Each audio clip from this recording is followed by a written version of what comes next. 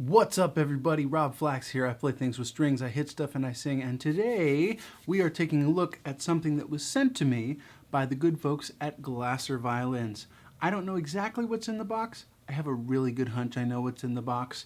I met the folks from Glasser at the NAMM show, and they heard me play and seemed to like what I'm doing, so they sent me something.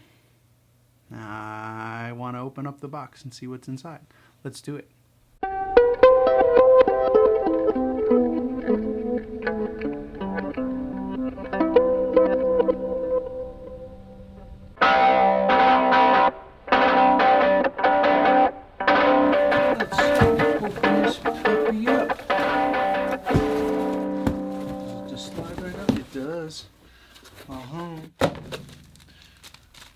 Nice microfiber cloth for cleaning things. Batteries and a screwdriver. That's for an active pickup system. Packaging, and oh,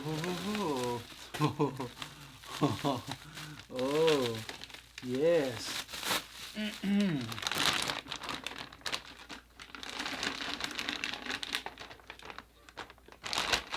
Oh, that's quite lovely. That is all black.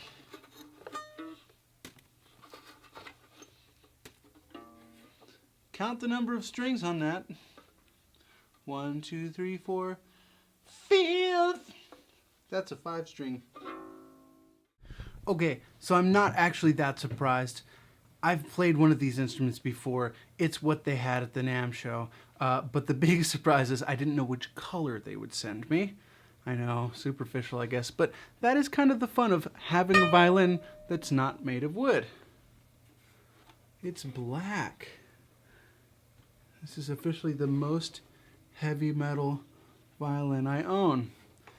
Ooh, and right away, even though I'm just talking into it, it's vibrating, and that's a good sign for me. Now, I like this. Glasser, New York on the back there. This is made from a carbon composite material, and the way that I've heard these sold is if you want to play a gig outdoors and it's 1,000,000 degrees or like 0 degrees, something that's a real temperature extreme, you might not want to take a wooden vintage acoustic instrument, right? So a carbon composite instrument would be something that may be more useful for extreme weather conditions. But, you know, we're all quarantined now. I'm not going outside ever again. So why is this something that I might need? I intend to put this through the paces today and over the next few months, hopefully. I don't know how long they want me to check it out before they expect me to send it back or commit to buy it or what. We haven't really discussed that yet.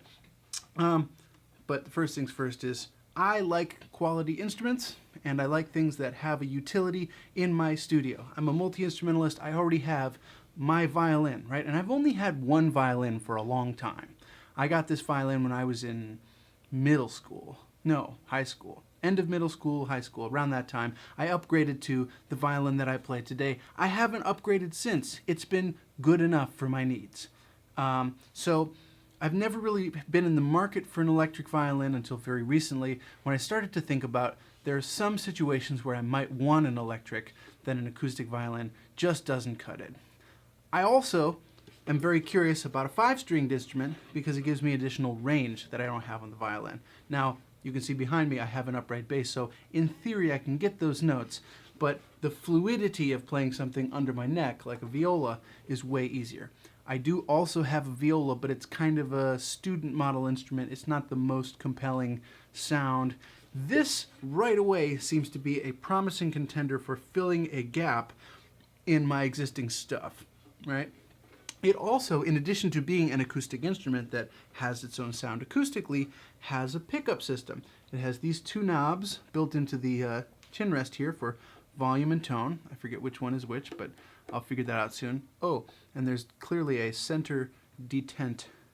So like you know when they're at neutral because it sort of clicks into place. That's nice. And then there's a little discreet little hole there in the pickup, in the chin rest rather, where that goes. So I plugged in in the loud glory that is the NAMM show and played it, and it made nice sounds. But I didn't really have a chance to hear how it stands up in a more controlled environment. So what I'm going to do today is a couple of things. I want to test this out as an acoustic instrument using studio quality microphones and record it the way that I would record my violin. I also want to test the pickup out and see how it interacts with my pedals, right? Now down on the floor here, I have my pedal section, my one rig to rule them all. And I'm going to plug this in and A/B it against my violin. Let's see how it goes.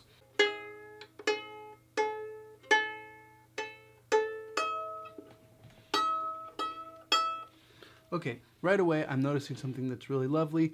These pegs are geared. They're not regular pegs, they're those fake pegs, the precision tuners. I'm not sure exactly which company. I know there's several companies that make precision geared tuning pegs. It's probably on the Glasser website. Yeah, so as I tune this, which one is this one? This is D. I'm not pushing in like I would with a normal wooden friction held in place peg. It just goes. It still has fine tuners though. So if I make big adjustments here, it's still precise, but I'm used to making small adjustments here on the fly while I'm playing.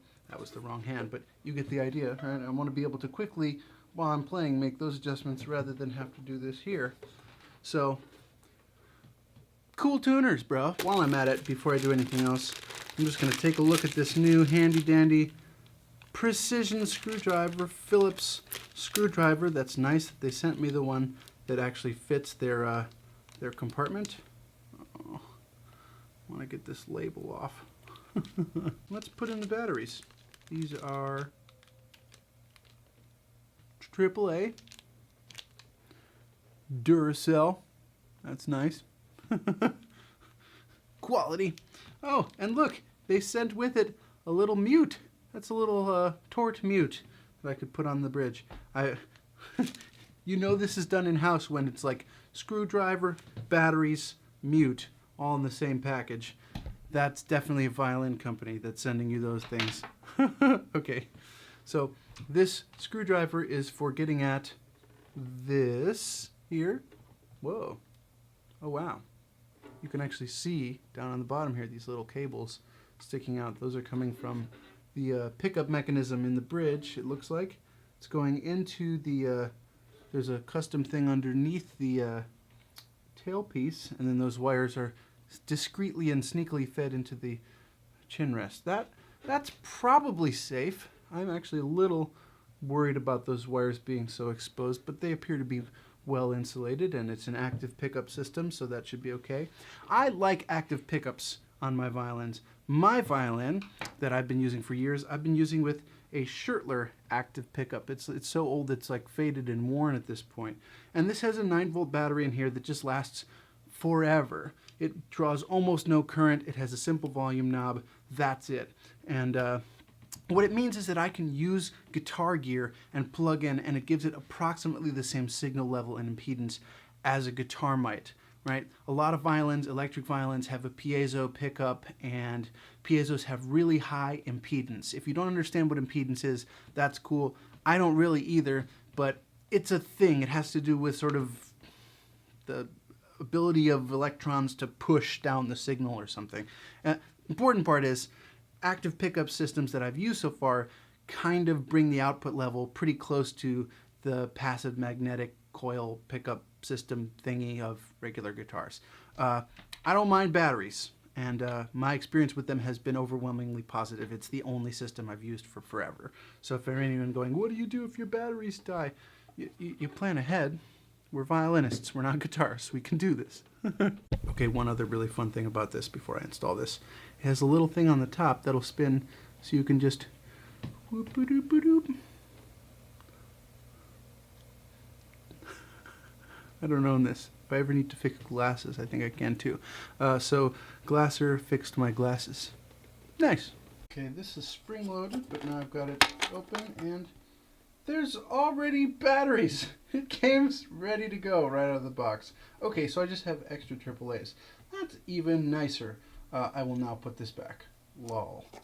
It's been like 4 minutes. I still haven't put a shoulder rest on it, and I still haven't tried it with a bow. Just doing my usual little pizzicato stuff, and I noticed a couple things. First, as I expected, and as has been my experience every time I try a 5-string violin, it feels different than my 4-string. The neck is wider, the strings are closer together. The combination of that will take some getting used to. It's not impossible, but it's definitely going to take some breaking in and getting accustomed to. But that's nice. Yeah, that's kind of new. I have kept an old shoulder rest for a long time because you never know. I was like, maybe a student will need this at some point. I'll always have only one violin for forever, so I won't need a backup. Well, not true anymore. Let's see if it fits. Like a glove. Ta-da! Let's take a look at the recording setup that I'm using. I have 2 microphones. I've got going this Neumann, this Neumann, and I've got this Peluso. So I'm going to be able to have a nice comparison of both a small diaphragm and a large diaphragm condenser mic. Now personally, I tend to record with a combination for my violin of the small diaphragm, and then instead of the large diaphragm, I prefer using a ribbon mic as the second mic. But right now I'm leaving the large diaphragm condenser set up as microphone number 2 because I think it's a little less flattering, it's more revealing. Right, so it's maybe a more accurate comparison of what's actually happening, as opposed to the most practical setup for recording. I want to hear what the real difference is. So let's get the most clinical test we can get, whether or not it's the most musical test. I hope that makes sense. Those are going into my regular microphone preamp setup, into my audio interface, and into my DAW, into Logic. So I'm going to play some things on both instruments, and you're going to hear the first recordings ever. I still haven't touched this thing with the bow yet, so that's going to be captured on camera. I'm going to play Miss Molly here. 2 mics. Let's hear how it sounds.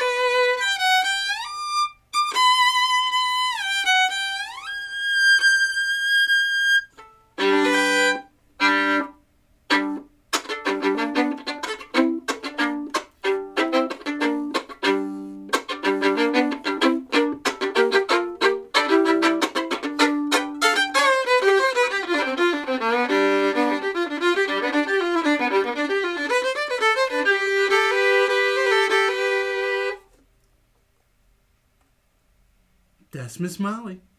A couple of things to note. If you're hearing a little bit of a buzzing sound when I play, especially hard, I think there's an open crack somewhere.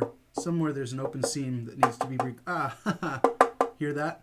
I need to get that seam glued. One of the problems with wood is as temperature changes, you have seams that come loose, so I have to fix that. The other problem is look at my freaking bow. Can you see this? It looks like a barcode. It's missing so many hairs.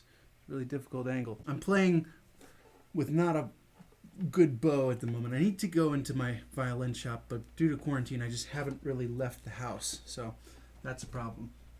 Okay, moment of truth. Here we go. Let's do it with this one. Now these are...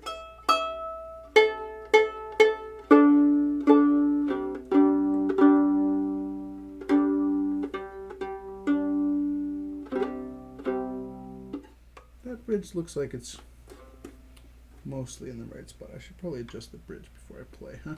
One of the things that's happening right away is I'm having a much harder time tuning this by ear, right? Because it's a completely different set of overtones now that there's an extra string happening. Usually I could hear when A is in tune because I hear the ringing tones from the D string, right?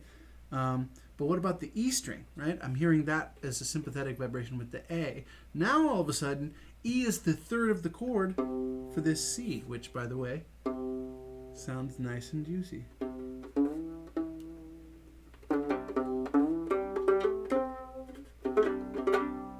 I like this already as a pizzicato machine. Okay, let's put a bow to it.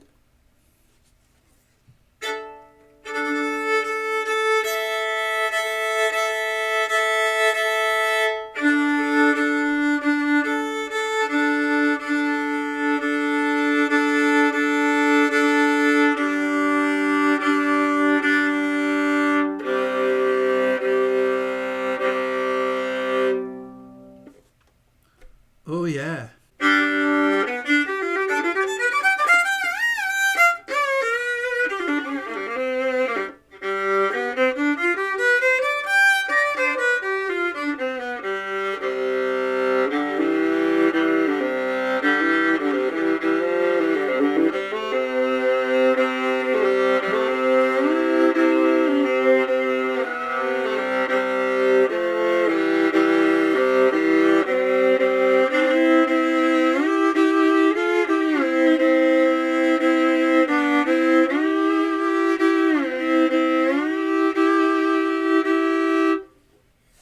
Okay, so intonation is a struggle, but it was on the 4-string too. I don't practice enough. Okay.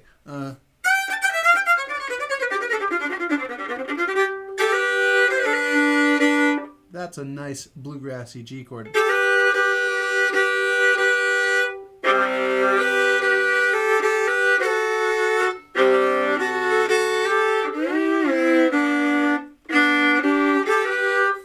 This is that 5-string sound that I've heard so many of my heroes get into. When I think of a 5-string fiddle, I think of Daryl Hanger, I think of Casey Dreesen, I think of my friend Andy Reiner. I think of this strange compromise between the purity of the 4-string violin and like sort of that choked, warm, muffly goodness of a viola sound, right? We all know that the violin is acoustically perfect in its dimensions and that the viola is shortened and kind of a compromise. There have been designs trying to make a viola more resonant. So you see these violas with like an extra bulbous appendage added to it. Right away, this is a violin scale length instrument, so it's going to sound a little squished and choked. But the one thing that I haven't said so far is, wow, this doesn't sound like a resonant acoustic instrument, because it does. It's surprisingly resonant for something that I can see my reflection in. So that's pretty cool.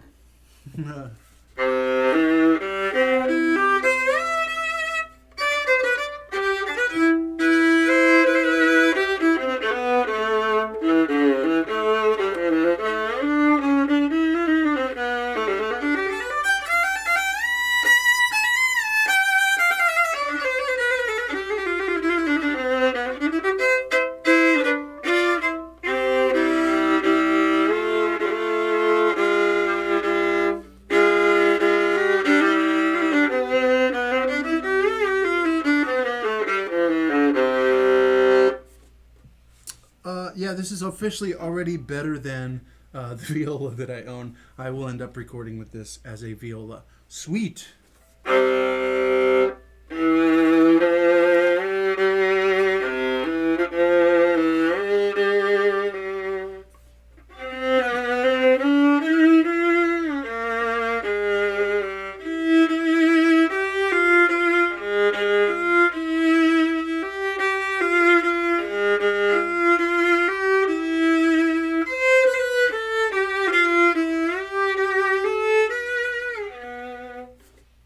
Yeah, I like it a lot.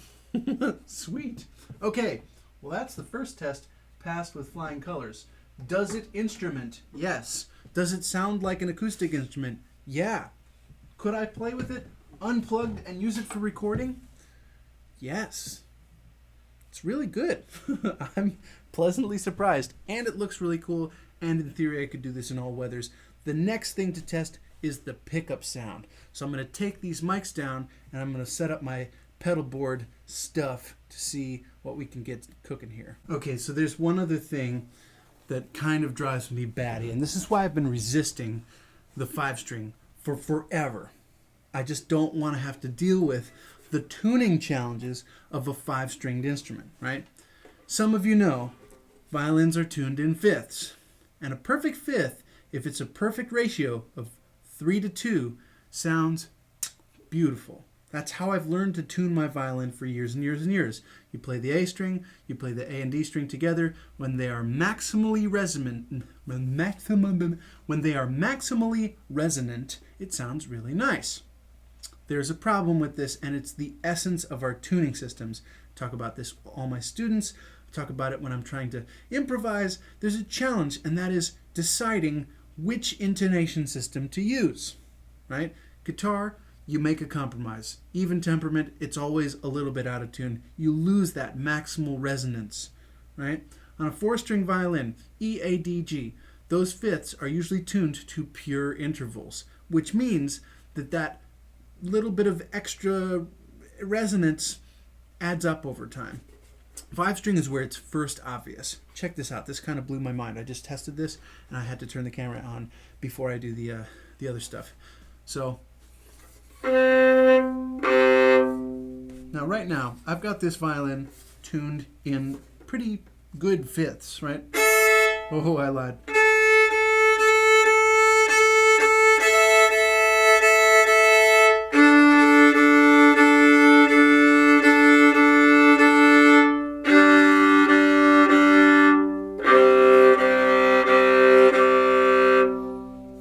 That's about as good as it gets. Each of those is, to my ear, really close to the perfect 2-to-1 ratio. Maybe they've been a little bit smaller just from my years and years of playing with tempered instruments. Check this out, though. This is pretty dramatic, right? Now, let's listen to the overtones and the harmonics on the C string. First overtone is octave. Then we have the fifth. Then we have the octave again. And then the next one after that is a major third.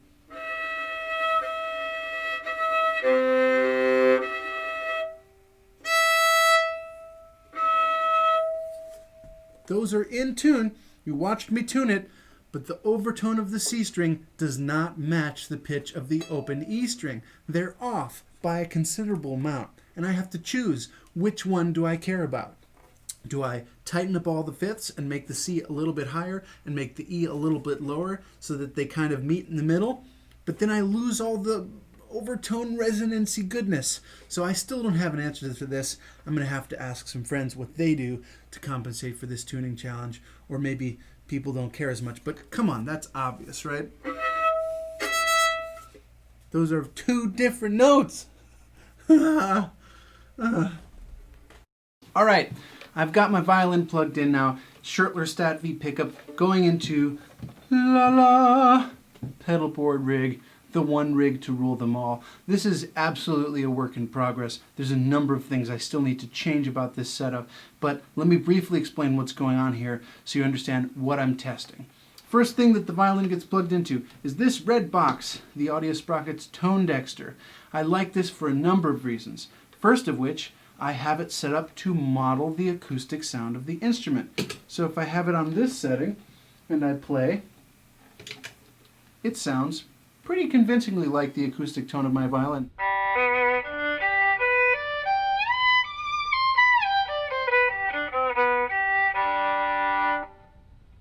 But if I bypass it, now it sounds like the pickup.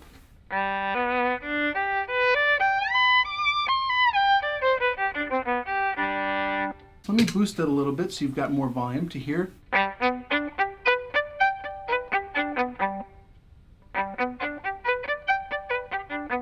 Alright, just a little lift. Maybe more obvious with plucking there.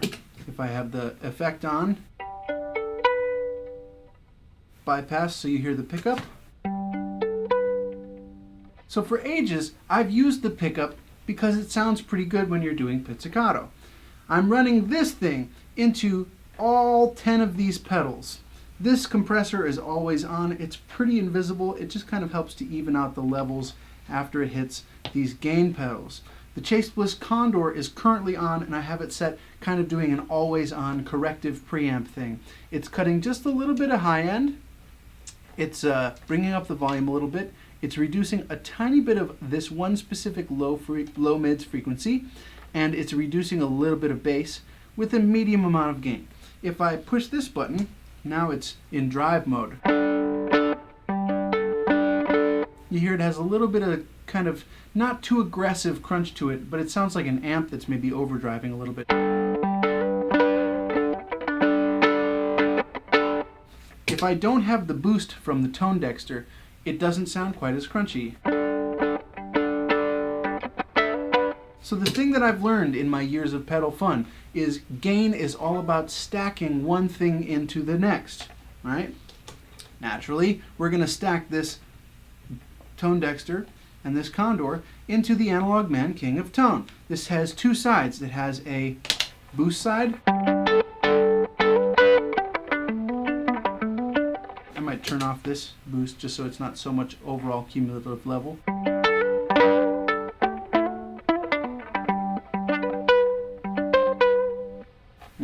It has an overdrive side. I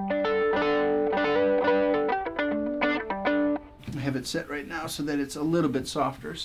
And then you can stack both of them.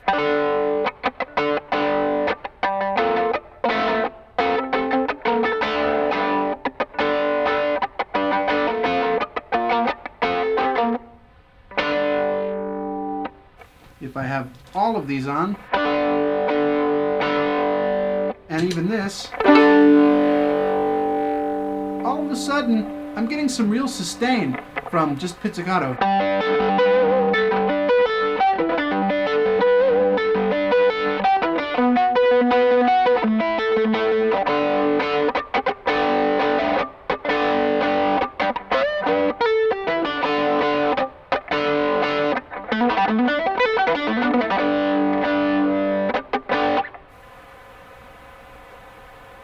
You hear all that noise? That's gain. And of course, there's one other invisible gain stage that I didn't even talk about, which is the volume knob on the preamp, which I just always leave all the way up. But it's worth a mention. Here's the same things with the bow. I'm going to go through all of those different gain stages.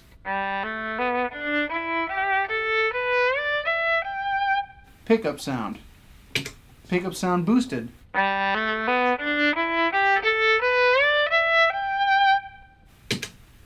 Condor Drive.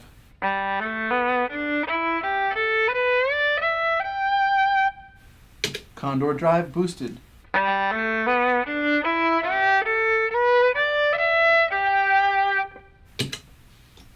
King of Tone boost.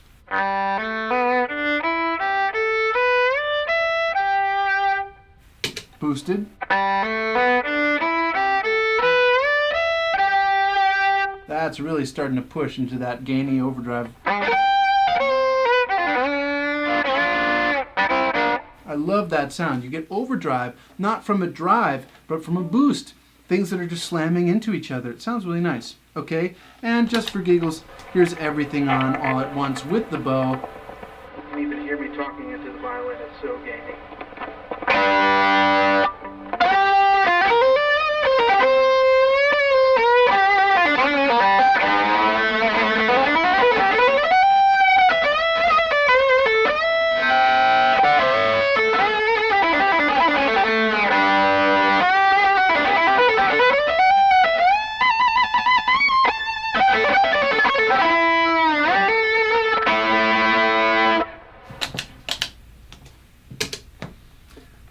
Okay, let's plug in the Glasser and see what we think. Something that I'll have to get used to is because of the placement of this input jack, this takes a little bit of noodling and manipulating. Earlier when I was first unboxing, I said volume and tone. I forgot, that's not what it is. These are treble and bass controls independently. The volume is here. So I'm going to max that out. I'm going to leave these EQ controls set at even right in the middle and see what it sounds like. Okay. This is this is running through the emulation of my other violin. Let's bypass that so we can hear just the sound of the pickup.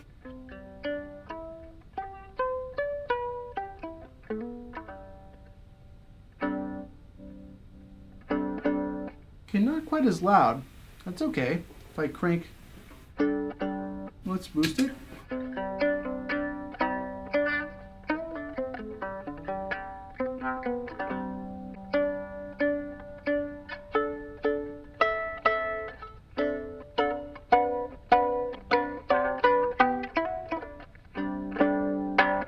May require some different EQing from the Condor. Maybe let's find those frequencies and let's boost them.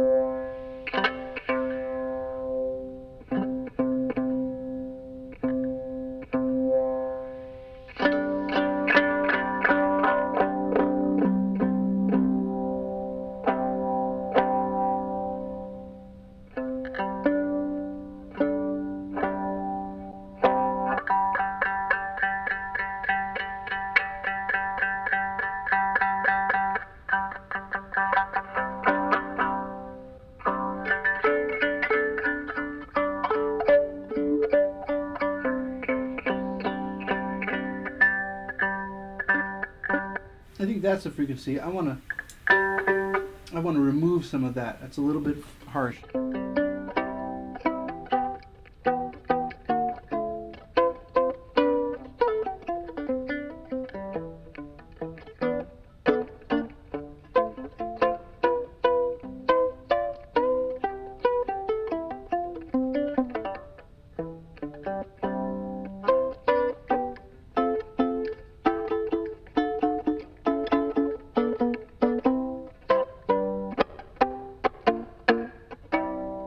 Nice. Okay, that works pretty well. Let's try it with the bow and let's see what that sounds like.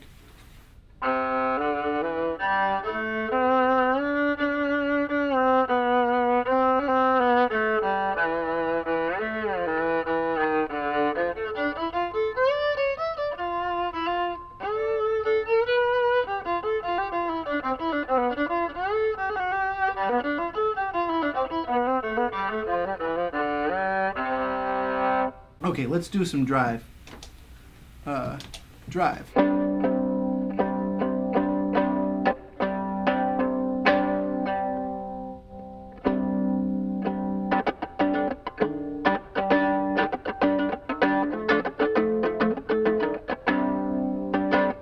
That's nice. That's really nice.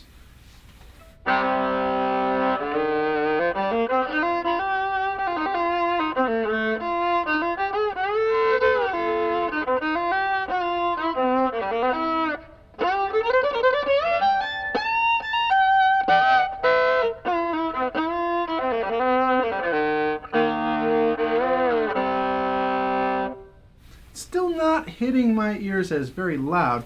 I might take up the output level on the audio sprockets device. Now we're getting some juice. Okay, so that's very helpful to have.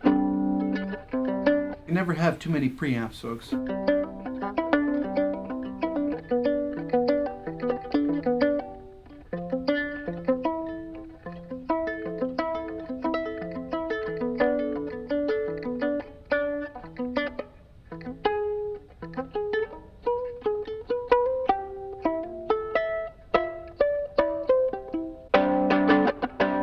Let's hit it with some other things. Here's King of Tone.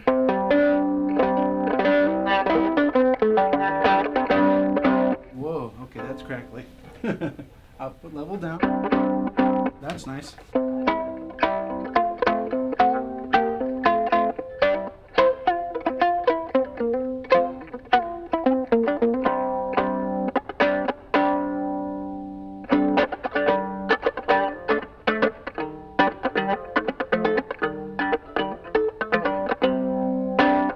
Nice.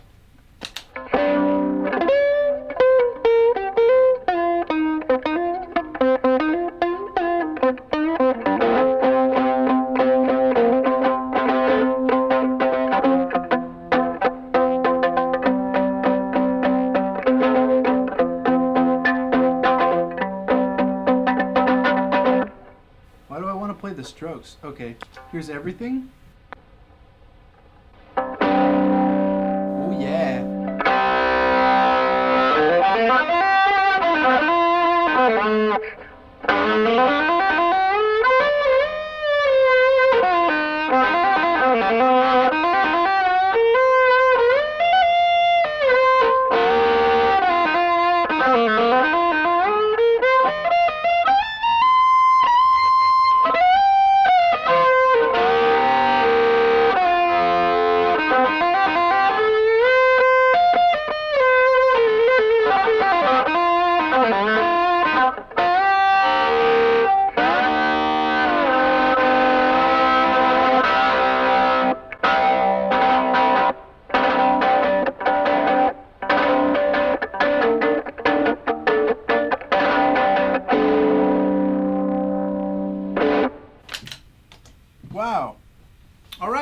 initial impressions are pretty good. It's pretty sweet. I think I like this thing. Okay. Oh yeah.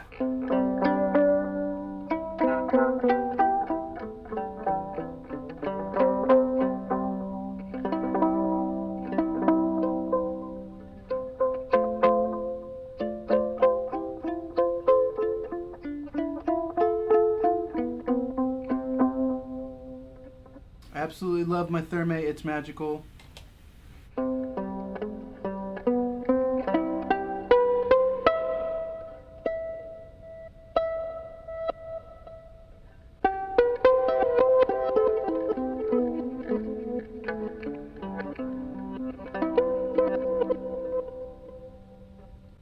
That's really great. Okay, so right away, the pickups, and I haven't even touched the EQ controls. What happens if I boost the bass all the way?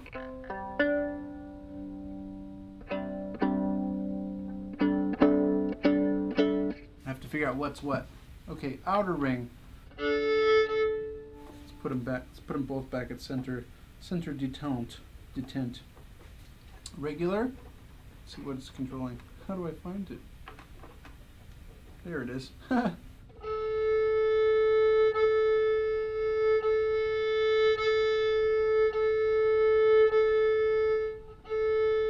Inner one.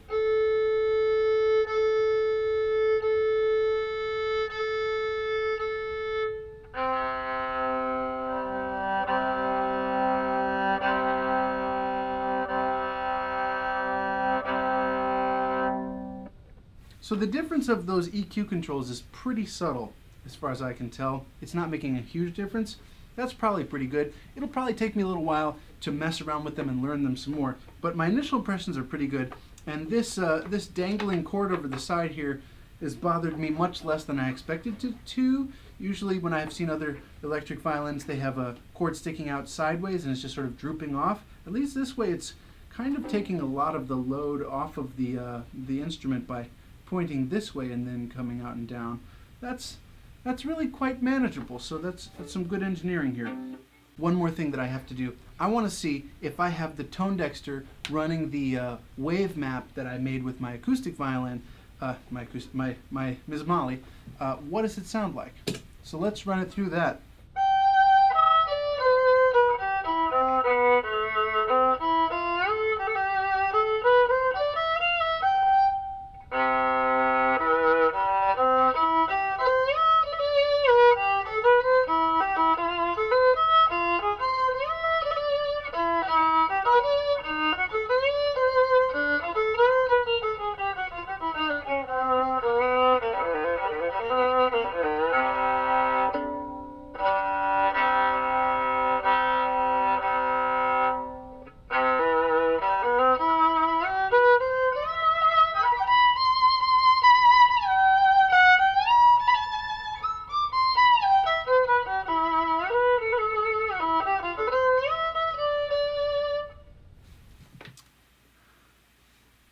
I don't think I'm fooling anybody.